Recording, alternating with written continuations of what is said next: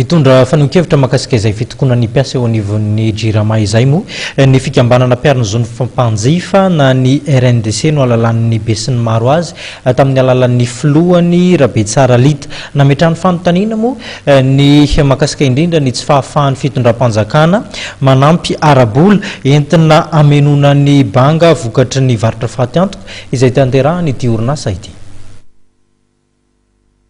Ny fitokona nataon'ny mpiasan'ny JIRAMA dia misy lafiny mamarina azy satria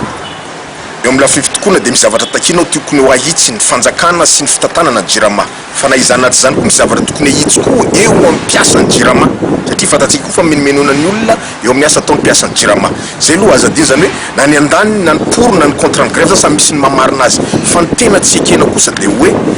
raha nandeha ny fanapahana ny jiro ka hoe raharana tsy tokony tapahana jiro any amin'ny ministera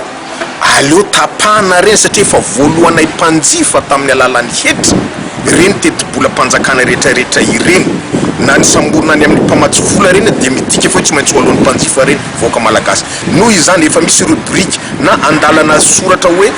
rano sy jiro any amin'ny teti-bola ny ministera tsiraray avy fa nakaiza reny vola reny manampy an'izay raha ohatra ka tena tiana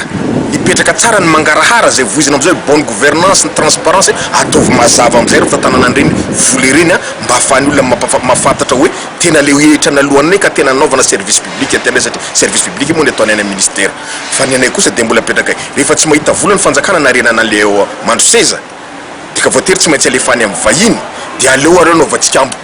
ampo-pirenena hoe mba tsy ho lasa viravirainy olona zavaratsika fa andao anaovana téléthon io 1 milliard 200 millions zany vitatsika eto Antananarivo mba tsy hiakatra ny jirotsika mba tsy ho lasa ny vahiny ny fananatsika toraka izany koa tokony ataony amin'ireny any amin'ny faritany reny fa lasa viravirainy olona loatra akany olona tomodista fa ohatra loatra